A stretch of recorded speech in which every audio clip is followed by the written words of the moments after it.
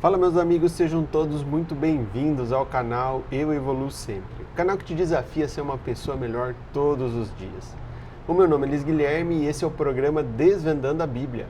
E eu lhe convido a ler a Bíblia junto comigo. E o tema do nosso episódio de hoje é o livro 2 de Reis. Semana passada nós lemos o livro 1 de Reis, essa semana o nosso desafio vai ser ler o livro 2 de Reis. Mas antes de nós entrar no livro 2 de Reis, eu sempre gosto toda semana de relembrar qual foi a grande lição que nós aprendemos no livro anterior, que foi o livro 1 de Reis. Eu peço a vocês qual foi a grande lição, tanto o livro 1 de Reis quanto o livro 2 de Reis, são livros cheios de histórias e cheios de lições que nós podemos aprender. Na aula passada, na leitura passada, nós falamos sobre as lições que nós aprendemos no livro 1. E hoje nós vamos falar sobre as lições que nós aprendemos no livro 2. Mas antes disso, qual foi a grande lição que nós podemos tirar do livro 1 de Reis? Uma lição só, que você pode aplicar na tua vida. E para mim, a grande lição que eu tiro para a minha vida foi quando Deus apareceu para Salomão, para o rei Salomão. Ele ainda não era rei, ele ainda era jovem e estava assumindo o reinado. E apareceu para ele em sonho e falou para ele assim: Salomão, você pode pedir uma coisa que eu vou te dar. E o que Salomão pediu? Salomão pediu sabedoria. Salomão foi muito sábio. Mesmo ele não tendo sabedoria, ele foi sábio em pedir sabedoria, porque com a sabedoria ele conseguiu conquistar praticamente tudo o que ele desejava na vida. E ele só se perdeu e ele só teve dificuldades no fim da vida dele, porque ele se afastou de Deus, porque ele foi uma das pessoas mais prósperas, mais ricas e mais de sucesso que já passaram pela terra. Esse foi o grande ensinamento, a grande lição que nós podemos tirar do livro 1 de Reis, que é: a sabedoria, ela vale mais que o dinheiro, a sabedoria, ela vale mais que riqueza, a sabedoria, ela vale mais que contatos, a sabedoria é o princípio de tudo que você pode conquistar na terra. Então, se você tem algum dinheiro, se você tem algum desejo de prosperar, busque sabedoria, invista em sabedoria, que o teu retorno vai ser muito maior. Agora, qual que é a história do livro 2 de Reis propriamente dita? Bem, ela é continuação do livro 1 de Reis. E o que a gente vê no livro 1 de Reis? A gente vê quando Davi, que a história de Davi é contada nos livros de Samuel, que a gente já passou, e no livro 1 de Reis, começa a contar de Davi até o final, se eu não me engano é Josias, que é o último rei de Israel antes do exílio. E houve uma sucessão de reis. Na história de Reis 2, a sucessão continua. Vai havendo uma alternância entre reis que seguem o Deus de Israel e reis que se afastam. Mas eles se afastam tanto que a ponto de trazer outros deuses para cultuar em Israel. E isso é uma coisa muito louca de você pensar, quando você analisa que até pouco tempo atrás esse povo estava preso no Egito como escravo. E Deus libertou eles e agora eles esqueceram das raízes deles. E o pior, por eles se esquecer e se afastar de Deus, eles começam a ter dificuldade. Não é que Deus está perseguindo ele, mas Deus, muitas vezes, ele deixa de ajudar diretamente. Deus deixa o povo de Israel lidar com as consequências das decisões deles. Mas para não deixar eles desamparados, Deus envia profetas. No primeiro livro de Reis, a gente viu que Elias foi o profeta principal que mais se destacou. No segundo livro, a gente vê Eliseu, foi o cara assim que mais se destacou. E esses profetas, eles tentam, através de intervenções pontuais, resgatar os reis de Israel para a verdade e ajudar aqueles que estão necessitados e aqueles que acreditam em Deus. E nessas histórias dos profetas, a gente começa a aprender lições muito legais, muito interessantes, que a gente pode aplicar para nós. E aí que eu vou convidar vocês a nós fazer a nossa primeira leitura, que é uma passagem de quando Elias é levado ao céu e Eliseu se transforma no sucessor dele. Então eu convido vocês a ler agora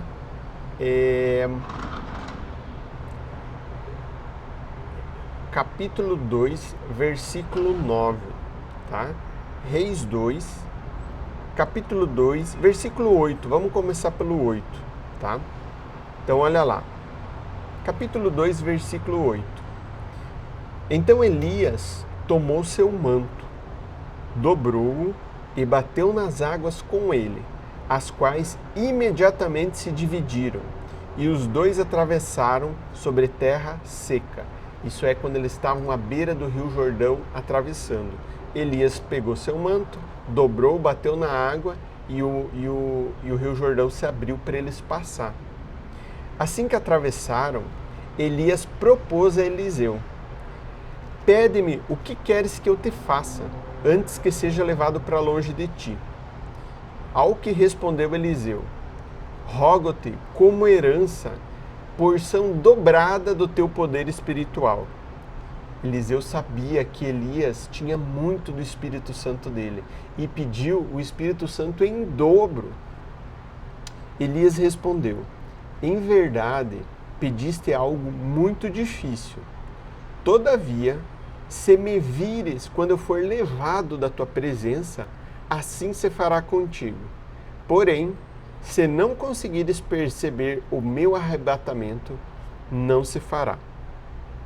Enquanto estavam caminhando e conversando, um carro de fogo, puxado por cavalos em chamas, separou um do outro, e Elias subiu aos céus num redemoinho. Olha que história interessante. Elias, ele subiu, ele foi arrebatado ao céu. Ele não morreu. Tiveram pouquíssimos personagens. Para dizer a verdade, a Bíblia cita 2 personagens que não morreram, que foi Elias e foi Enoque. Enoque, ele foi citado em Gênesis 5:24. Eu vou ler aqui para vocês. Ele foi outro que não morreu, ele foi levado aos céus. Enoque andou sempre em comunhão com Deus e um dia desapareceu, porquanto Deus o arrebatou. Então assim, Enoque, ele andava na presença de Deus. E a Bíblia conta que também ele foi arrebatado. Quando ele diz andar na presença, é porque ele tinha um relacionamento muito próximo com Deus. Então a primeira lição, gente, que a gente pode tirar do livro de Reis é que quando o povo, quando os reis, quando o profeta, eles têm um relacionamento com Deus, quando eles estão na presença de Deus, quando eles se aproximam de Deus, eles são abençoados. Quando eles acreditam no caminho e na orientação divina, as coisas na vida deles dão certo. Eu não estou dizendo aqui que eles não vão ter dificuldade, eu não estou dizendo que eles não vão ter desafio, eu não estou dizendo que eles não vão enfrentar grandes desafios. Todos que foram chamados por Deus e orientados por Deus a cumprir uma missão tiveram grandes desafios, grandes dificuldades. Nem seu filho, nem Jesus foi poupado de uma grande dificuldade. Mas aqueles que optaram por seguir o caminho de Deus, optaram por caminhar na presença dele, foram abençoados e tiveram prosperidade na sua vida. No caso aqui, tanto Elias, ele foi levado ao céu e nem morreu. E quem leu o livro de Reis e quem não leu pode ou assistir o vídeo anterior ou ler o livro de Reis 1, vai ver que Elias ele foi muito abençoado. Durante N situações que ele precisou usar do poder do Espírito Santo, em nenhum momento o Espírito Santo se afastou dele. As histórias são muitas e em Eliseu as histórias se repetem. E não só no livro de Reis, que conta a história dos reis que apoiaram, que se aproximaram de Deus e tentaram seguir aquilo que Deus mandava, você via que eles tiveram uma vida próspera, em comparação com os reis que se afastaram de Deus e sofreram, até o ponto de chegar no momento que tanto Israel, que era o reino do norte, e tanto Judá, que era o reino do sul, que tinha como capital Jerusalém, foram conquistadas pelo Império Assírio. Por quê? Porque eles se afastaram muito de Deus. Então a primeira lição, quando a gente se permite a ser orientado por Deus, a seguir aquilo que Deus nos manda, a nossa vida se torna uma vida de bênçãos e graças. Tudo se torna mais leve. É como se você nadasse a favor de um rio. E quando você tenta fazer aquilo que não é para você fazer, é como se você nadasse contra o rio. E você encontra dificuldade, mas você está sozinho. Deus está contigo, mas Ele não vai te abençoar para aquilo que não é o que Ele quer. Se você pede ajuda para Deus, Ele te ajuda, mas Ele te diz, o caminho é por aqui, a maneira dele. Mas Guilherme, eu não consigo ouvir Deus na minha vida. Talvez porque você está com um relacionamento muito frio com Ele. Se você começar a orar, se você começar a ler a Bíblia, se você começar a frequentar a igreja, frequentar um culto, assistir as lives que eu faço, os vídeos, começar a ter esse discernimento, começar a caminhar junto, você vai começar a ouvir a voz dele. Se você não está ouvindo a voz dele, é talvez porque as outras coisas na tua vida estão fazendo muito barulho. E daí você não vai ouvir mesmo. Você precisa se permitir e você precisa investir num relacionamento com Deus. Para quando você precisar, você saber como pedir, como chegar a Ele. Então essa é a primeira lição que eu falo e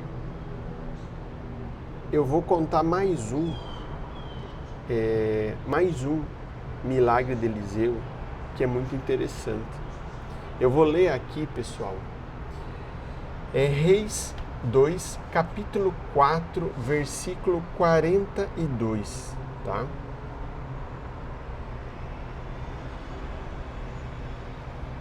Olha que interessante. A multiplicação dos pães. Um homem veio de Baal-Shalisha, trazendo consigo pães das primícias, 20 pães de cevadas, feito dos primeiros grãos da colheita, e também algumas espigas verdes. Então Eliseu orientou a seu servo: serve ao povo para que coma. Porém o seu servo lhe questionou: como servirei a 100 homens? Eliseu replicou: serve o povo para que coma, porque diz o Deus, o nosso Senhor, comerão e ainda sobrará. Assim, mediante a palavra do Senhor, o servo começou a repartir o pão entre o povo. Todos se alimentaram e ainda sobrou. Isso aqui é um milagre que Eliseu fez e é muito similar ao milagre que Jesus também fez.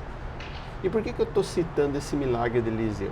Porque vocês vão ver no livro 2 de Reis que existem vários milagres como esse. Tem esse milagre, tem o milagre da viúva que não tinha mais azeite e Eliseu ajudou. Enfim, tem vários milagres. Tem vários milagres. E é só para reforçar um ponto, que é a primeira lição que eu falei, que quando a gente está no favor de Deus, quando a gente está fazendo, quando a gente está seguindo a orientação dele, as coisas acontecem, porque não é no nosso braço, é na força dele. É na força dele que as coisas acontecem. Então essa lição é uma grande lição que fica para nós, de se permitir seguir as orientações que Deus passa para nós. Segunda grande lição é a importância da humildade. E eu vou ler uma passagem que eu achei muito legal. Quem quiser acompanhar conosco na Bíblia, é 2 Reis, é o segundo livro, capítulo 5, versículo 1. Capítulo 5, versículo 1. Tá? Naamã, chefe do exército do rei Aram, da Síria, era um homem muito respeitado e honrado pelo seu senhor, pois por meio dele o Senhor dera vitória à Síria. No entanto, esse valoroso guerreiro contraiu uma doença terrível de pele.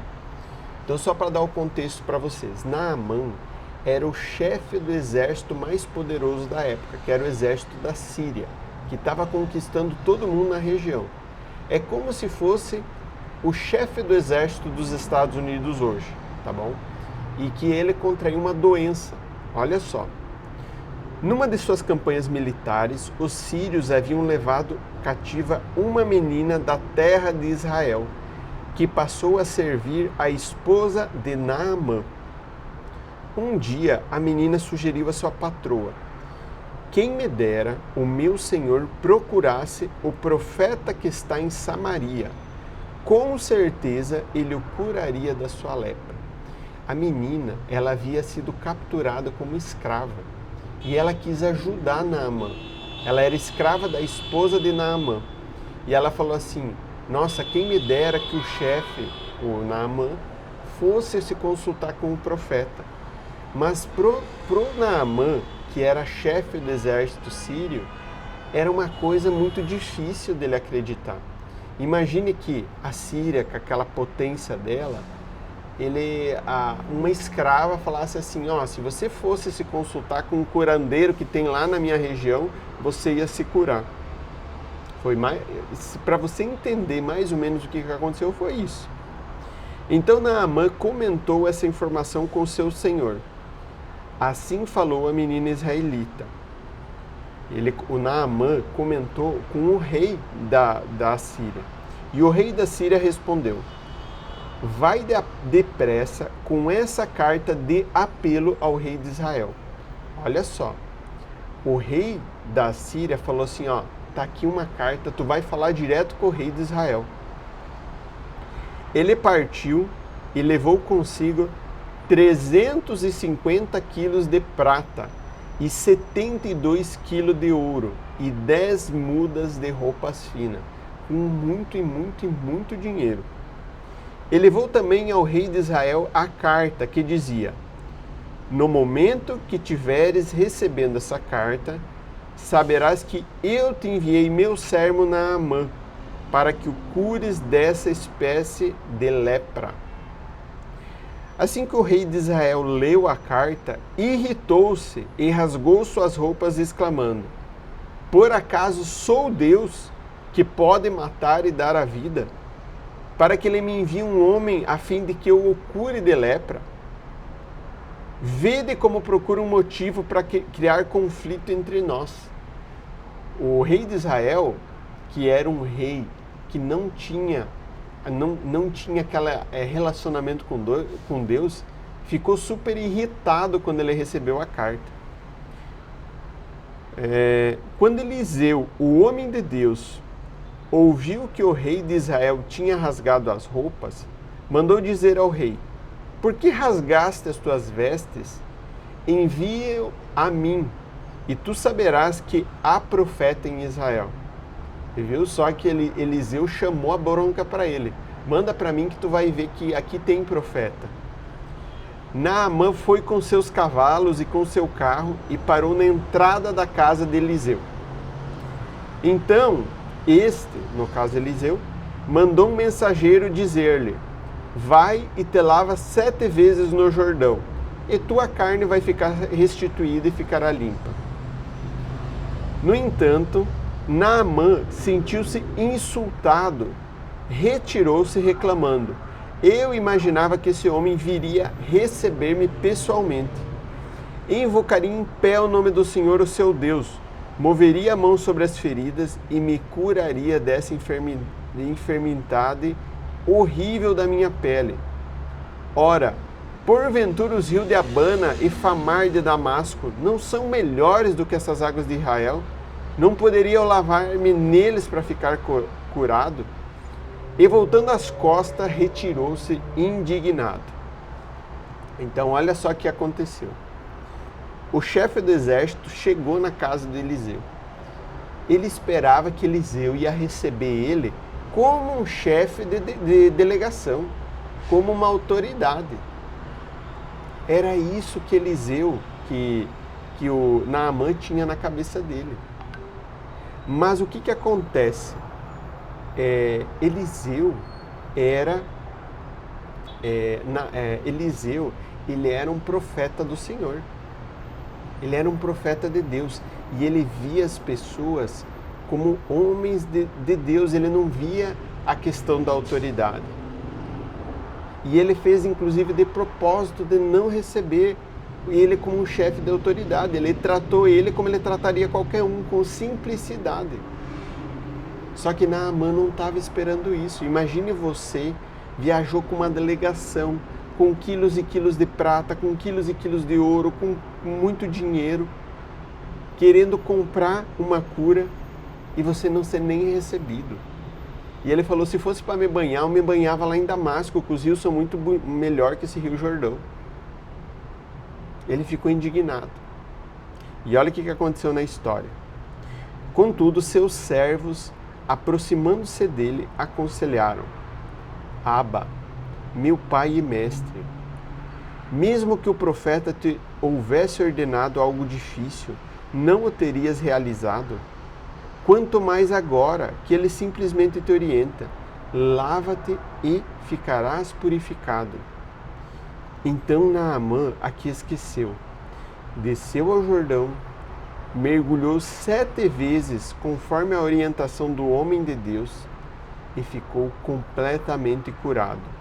Sua pele tornou-se sadia e limpa como a pele de um menino. Em seguida, retornou à casa de Eliseu com toda a sua comitiva. Ao chegar, aí no caso, Eliseu atendeu ele. Ao chegar diante do homem de Deus, declarou: eis que agora sei que em toda a terra não há Deus a não ser em Israel. Eu rogo-te que receba um presente do teu servo. Ele queria dar um presente para Eliseu. Entretanto, o homem de Deus respondeu: eu juro por Deus, o nome do nosso Senhor, o Deus vivo, a quem sirvo, que nada aceitarei. Naamã ainda insistiu para que ele recebesse um presente, mas ele se recusou a receber qualquer gratificação. Então Naamã pediu: permita ao menos que este teu servo leve 2 mulas carregadas de terra, porquanto agora em diante teu servo jamais oferecerá holocausto nem sacrifício a outros desses, senão ao Senhor de Israel. Contudo, eu rogo a Deus que me perdoe por uma única atitude. Quando eu tiver de acompanhar meu rei ao templo de Rimon, o deus da Síria, meu senhor costuma-se apoiar no meu braço, para reverenciar sua divindade, e por isso tenho que me ajoelhar ali também. Que o Senhor me perdoa o teu servo por isso. Ao que respondeu Eliseu: Shalom, vá em paz e boa viagem. Então, olha só, gente. Naamã, ao mesmo tempo que ele teve dificuldade de aceitar num primeiro momento, quando os servos deles pediram para ele, vai banhar no rio. Cara, vai banhar no rio. Ele ouviu. Ele teve humildade de se humilhar. Porque, gente, poderia dar errado. Lembra que eu te falei para vocês? Imagine a posição de superioridade entre os homens que esse cara tinha. E ele teve que se sujeitar a ir no rio e dar 7 mergulhadinhas lá. Meio que ridículo, todos os súditos dele vindo. E se não desse certo? Mas ele acreditou, ele teve humildade, ele mergulhou 7 vezes e ele foi curado.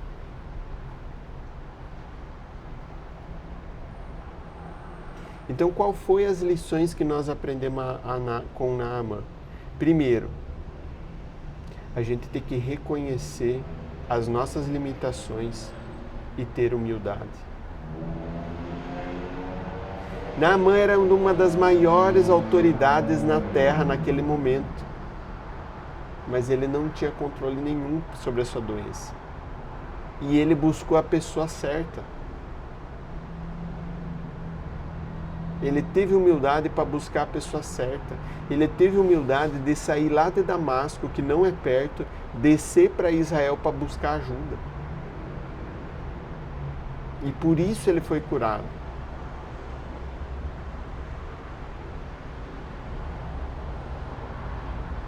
Humildade para reconhecer que ele tinha limitação.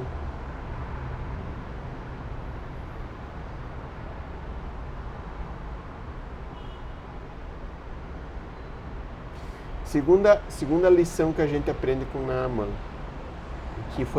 que também leva à primeira que eu falei antes, de você estar aberto às orientações que Deus nos passa.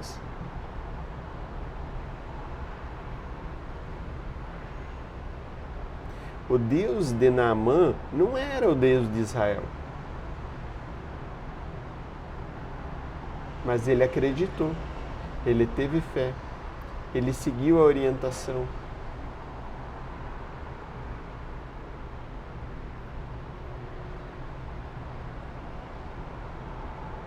Ele teve humildade para reconhecer as limitações dele. E por ter humildade, ele reconheceu, ele ouviu a instrução. E qual que é a terceira lição? É justamente essa. Você ouvir.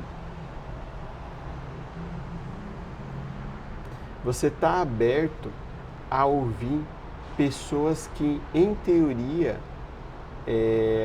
podem estar numa posição hierárquica inferior.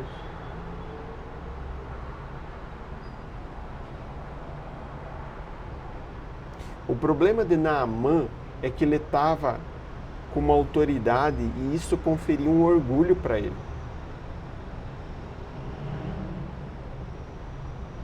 E a partir do momento que ele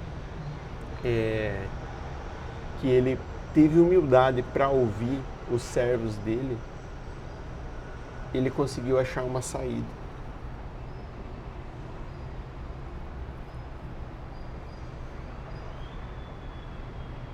A partir do momento, talvez, para Naamã, ele esperasse uma coisa muito complexa, mas o coração simples dos servos deles conseguiram enxergar uma saída ali. E essa é a quarta lição que a gente pode ter com Naamã, que é você não esperar complexidade das ações que Deus pode ter conosco. Às vezes a solução pode ser simples.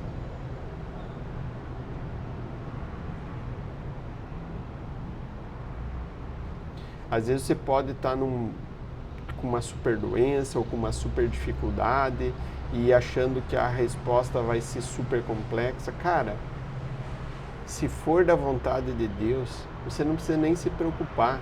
Ele vai fazer acontecer da maneira mais inusitada que você imagina. E não vai ser do teu jeito, vai ser do jeito dele. Vai ser do jeito que ele quer, não é o jeito que você quer. Porque ele tem os objetivos dele e ele conduz a coisa da maneira que ele quer.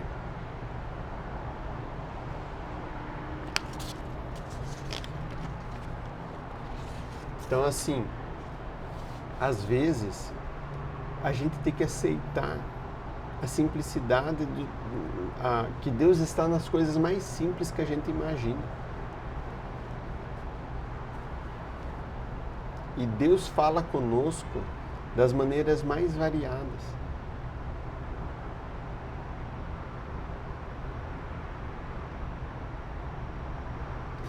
Muitas vezes eu estou no meu dia a dia, na correria do trabalho, do estresse tal, e vai.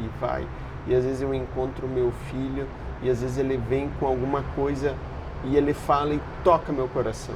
Ele fala uma coisa simples que me deixa marcado. E às vezes eu sinto, poxa, isso aqui deve ser Deus falando comigo, não é possível.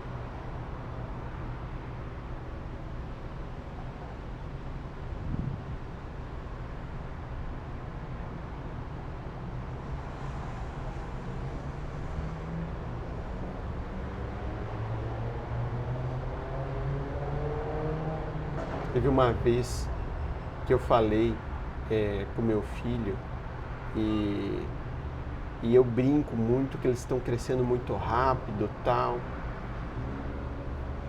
que eles estão crescendo muito e que daqui uns dias eu já não vou mais conseguir brincar com eles.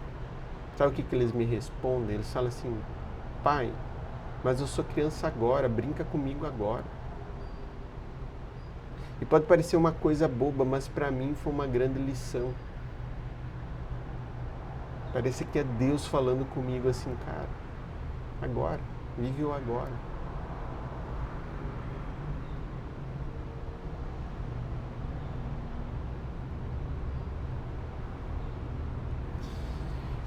Bom, o livro de Reis, ele finaliza com a conquista da Assíria, conquistando Israel. E depois dessa conquista fica no ar uma esperança. Qual é a esperança? Porque grande parte dos israelenses, eles são levados cativos para a Babilônia. Então eles ficam na esperança de retornar para a terra deles, que era a Jerusalém, a terra de Israel que eles tanto amavam. E também a esperança de eles retomar, deles conseguir reconquistar o relacionamento que eles tinham com Deus. Eram essas duas esperanças. E esse também vai ser o tema dos próximos livros que nós vamos ler, que vai ser a construção desse retorno de Israel da Babilônia. Se eu não me engano, ter que conferir, mas eu acho que ficaram 70 anos cativos na Babilônia, ter que conferir essa informação, não tenho certo, até retornar, reconstruindo a relação que eles tinham com Deus.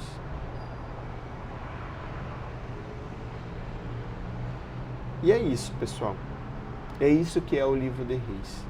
É um livro, eu contei algumas lições de alguns profetas, como eles falam, como Deus falava com eles e como isso impactava na vida deles, como Deus tentava transmitir mensagens ao povo e aos reis através dessas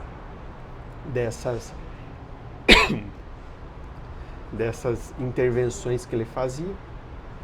Meu muito obrigado a todos, espero que vocês tenham gostado de mais um vídeo Desvendando a Bíblia. Nós estamos fazendo algumas edições especiais. Por problemas técnicos eu não estou conseguindo fazer lives, mas acredito que que o vídeo está, pelo menos eu estou fazendo os vídeos e estou continuando a leitura, eu espero que vocês também. E se vocês gostaram desse livro, se vocês gostaram, se vocês aproveitaram a live, não deixa de curtir, não deixa de compartilhar, não deixa de enviar para alguém que vocês gostem, para que essa mensagem possa ser enviada a mais e mais pessoas, tá bom? Meu muito obrigado, um grande abraço a todos e até semana que vem. Eu já vou estar de volta no Brasil, já vai ser na terça-feira, às 6 da manhã, nós vamos estar com a nossa live ao vivo, voltando novamente.